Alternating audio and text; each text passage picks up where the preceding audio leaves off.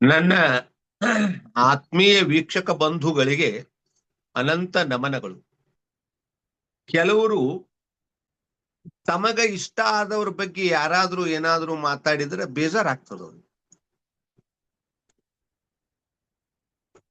ಅಂಥ ಸಂದರ್ಭದಲ್ಲಿ ಅವರು ತಮಗ ಬೇಕಾದವರ ಪರವಾಗಿ ಒಂದಷ್ಟು ವಾದವನ್ನ ಮಾಡ್ತಾರ. ಇನ್ನು ಕೆಲವು ವಿಡಿಯೋಗಳನ್ನ ನೋಡಿದಾಗ ತಮಗ ಇಷ್ಟ ಆದವ್ರ ಬಗ್ಗೆ ಏನಾದ್ರೂ ಅವರು ಹೇಳಿದ್ರಪ್ಪ ಅಂದ್ರ, ನೆಗೆಟಿವ್ ಹೇಳಿದ್ರಂದ್ರ, ಅದು ನಿಜ ಇದ್ರೂ ಕೂಡ ಅವರಿಗೆ ನೋವಾಗ್ತದ. ಕಾಮನ್. ಯಾಕಂದ್ರ ನಮಗ ಒಬ್ಬರ ಬಗ್ಗೆ ಸ್ನೇಹ, ಪ್ರೀತಿ, ವಿಶ್ವಾಸ, ಶ್ರದ್ಧೆ ಐತಿ ಅಂದಾಗ ಅವ್ರ ಬಗ್ಗೆ ಯಾರಾದ್ರೂ ಏನಾದ್ರೂ ಸ್ವಲ್ಪ ನೆಗೆಟಿವ್ ಮಾತಾಡಿದ್ರು ನೋವಾಗ್ತದ. That is common. ಅದು ಸತ್ಯ ಇದ್ರೂ ಕೂಡ ನೋವಾಗ್ತದೆ.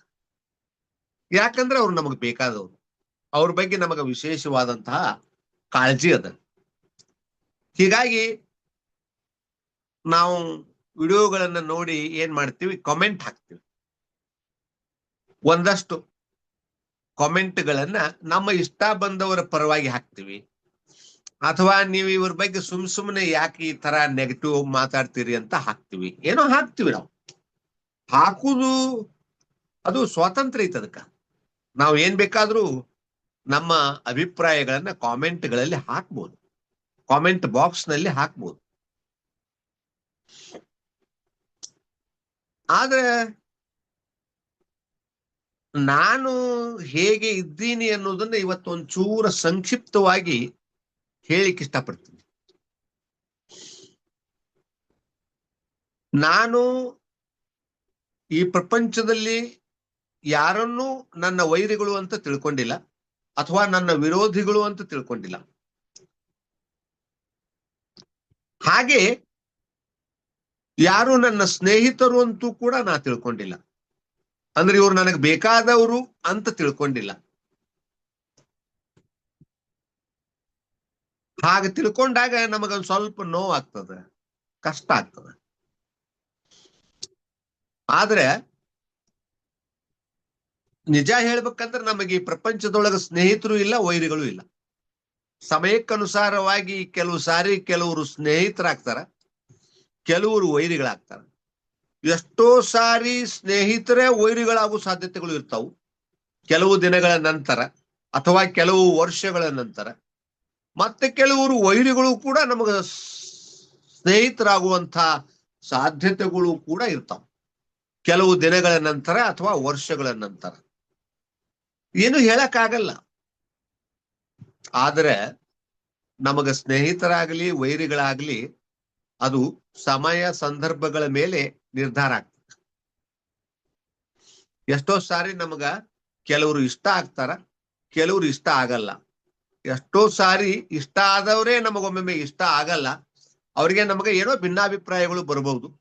ಅದೇ ರೀತಿಯಾಗಿ ಇಷ್ಟ ಯಾರ ಬಗ್ಗೆ ಆಗಂಗಿಲ್ಲ ಅಂತ ಅಂದ್ಕೊಂತಿರ್ತೀವಿ, ಅವ್ರು ಇಷ್ಟ ಆಗ್ಬಹುದು. ಯಾಕಂದ್ರೆ ಅವ್ರು ಮಾಡುವ ಕೆಲಸ ಕೆಲವೊಂದು ನಮ್ಮ ಪರವಾಗಿದ್ವಪ್ಪ ಅಂದ್ರೆ ನಮಗ ಅವ್ರು ಇಷ್ಟ ಆಗ್ತಾರೆ. ಆದ್ರೆ ನಿಜವಾಗ್ಲೂ ಹೇಳ್ಬೇಕಂದ್ರೆ ಈ ಪ್ರಪಂಚದಲ್ಲಿ ಸ್ನೇಹಿತರೂ ಇಲ್ಲ, ಹಾಗೆ ವೈರಿಗಳು ಇಲ್ಲ. ಈ ರೀತಿ ಅಂದುಕೊಂಡು ನೀವು ಬದುಕು ಮಾಡಿದ್ರೆ ಕೆಲವರಿಗೆ ನೀವು ಕೆಟ್ಟ ಆಗ್ಬಹುದು, ಆದ್ರೆ ಬಹಳ ಜನರಿಗೆ ನೀವು ಬೇಕಾಗ್ತೀರಿ. ಇದನ್ನ ನೆನಪಿಟ್ಕೋಬೇಕು.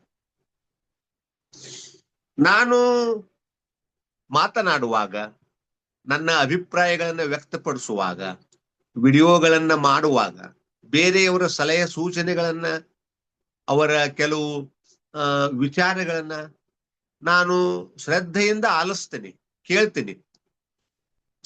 ಅವು ಯೋಗ್ಯವಾಗಿದ್ರೆ ಮಾತ್ರ ನಾನು ಸ್ವೀಕಾರ ಮಾಡ್ತೀನಿ, ಇಲ್ಲ ಅಂದ್ರ ಅವುಗಳನ್ನ ಸ್ವೀಕಾರ ಮಾಡಲ್ಲ. ನಾನು ಯಾರ ಪರವಾಗಿ ಆಗ್ಲಿ ಅಥವಾ ಯಾರ ವಿರೋಧವಾಗಲಿ ಮಾತನಾಡುವ ಉದ್ದೇಶವನ್ನ ಹೊಂದಿರುವುದಿಲ್ಲ. ಅಲ್ಲಿ ಯಾವುದು ಸರಿ ಅದ ಅದನ್ನ ಸರಿ ಅಂತ ಹೇಳ್ಬೇಕಾಗ್ತದ, ತಪ್ಪಿದ್ದನ್ನ ತಪ್ಪಂತೆ ಹೇಳ್ಬೇಕಾಗ್ತದೆ. ಅದು ಅನಿವಾರ್ಯ.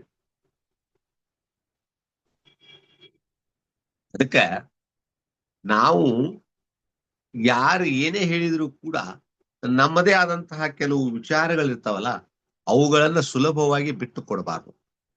ನಾವೇನಾರ ಹಂಗೆ ಅವ್ರು ಹಂಗ ಹೇಳಿದ್ರಂತ ಹಂಗ ಮಾತಾಡಿದ್ವಿ, ಇವ್ರು ಹಿಂಗ ಹೇಳಿದ್ರಂತ ಹಿಂಗ ಮಾತಾಡಿದ್ವಿ, ಅವ್ರು ಹೇಳ್ದಂಗ ಇವ್ರು ಹೇಳ್ದಂಗ ಹಿಂಗ ಏನಾರ ಒಂದ್ ಹೇಳ್ಕೊಂತ ಹೋದ್ವಿ. ಸ್ವಂತ ಬುದ್ಧಿಯನ್ನ ಬಳಸದೆ ಹಿಂಗ ಏನಾರ ಒಂದ್ ಹೇಳ್ಕೊಂತ ಹೋದ್ವಿ ಅಂದ್ರೆ ಕೊನೆಗೆ ನಾವು ಯಾವುದೇ ಒಂದು ಸ್ಥಿರವಾದ ತತ್ವ ಸಿದ್ಧಾಂತಗಳಿಗೆ ಅಂಟುಕೊಳ್ಳದೆ ಮಧ್ಯದಲ್ಲೇ ಎಲ್ಲೋ ಕಳೆದು ಹೋಗ್ಬಿಡ್ತೀವಿ ನಾವು.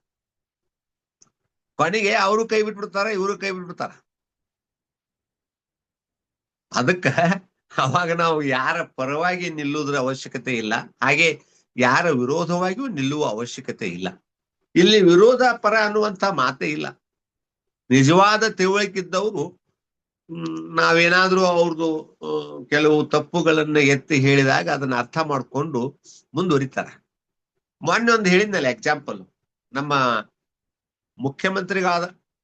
ಮುಖ್ಯಮಂತ್ರಿಗಳಾಗಿರ್ತಕ್ಕಂತಹ ಶ್ರೀಮಾನ್ ಸಿದ್ದರಾಮಯ್ಯನವರು ಲಂಕೇಶ್ ಅವರ ಬಗ್ಗೆ, ಲಂಕೇಶ್ ಅವ್ರ ಬಗ್ಗೆ ಒಂದು ಸಮಾರಂಭದಲ್ಲಿ ಮಾತನಾಡುವಾಗ ಲಂಕೇಶ್ ಅವರು ನಮ್ಮ ಸಿದ್ದರಾಮಯ್ಯನವರ ಬಗ್ಗೆ ಟೀಕಾ ಮಾಡಿ ಪತ್ರಿಕೆ ಒಳಗೆ ಬರೆದ್ರಂತ, ಅವ್ರನ್ನ ವಿರೋಧ ಮಾಡಿ. ಉದಾಹರಣೆಗೆ ಬಹುತೇಕವಾಗ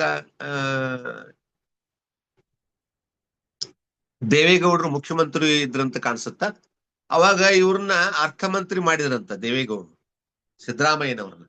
ಅವಾಗ ಲಂಕೇಶ್ ಅವರು ತಮ್ಮ ಲಂಕೇಶ್ ಪತ್ರಿಕೆಯೊಳಗ 100 ಕುರಿಗಳನ್ನ ಎಣಿಸ್ಲಿಕ್ಕೆ ಬರಂಗಿಲ್ಲ ಇವನಿಗೆ, ಇಂಥ ಮನುಷ್ಯನ ನಮ್ಮ ಕರ್ನಾಟಕದ ಅರ್ಥಮಂತ್ರಿ ಮಾಡ್ಯಾರ ಅಂತ ತಿಳ್ಕೊಂಡು ಒಂದಿಷ್ಟು ಟೀಕಾ ಮಾಡಿ ಬರದ್ರಂತ.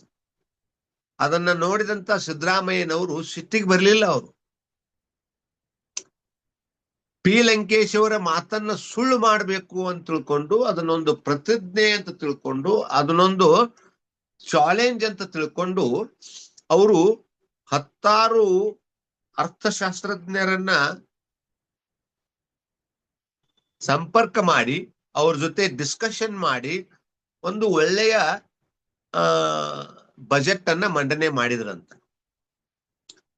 ಆ ಬಜೆಟ್ ಅನ್ನ ಮಂಡನೆ ಮಾಡಿದ ಮೇಲೆ ಅದೇ ಲಂಕೇಶ್ ಅವರು ತಮ್ಮ ಲಂಕೇಶ್ ಪತ್ರಿಕೆಯೊಳಗ ಸಿದ್ದರಾಮಯ್ಯನವರು ತಕ್ಕ ಮಟ್ಟಿಗೆ ಉತ್ತಮವಾದಂತಹ ಬಜೆಟ್ ಅನ್ನ ಮಂಡಿಸಿದ್ದಾರೆ ಅಂತ ಹೊಗಳಿ ಬರೆದ್ರಂತ. ಅಂದ್ರ ಇಲ್ಲಿ ಲಂಕೇಶ್ ಅವರು ಸಿದ್ದರಾಮಯ್ಯನವರ ವಿರೋಧವಾಗಿಯೂ ಇಲ್ಲ, ಪರವಾಗಿಯೂ ಇಲ್ಲ.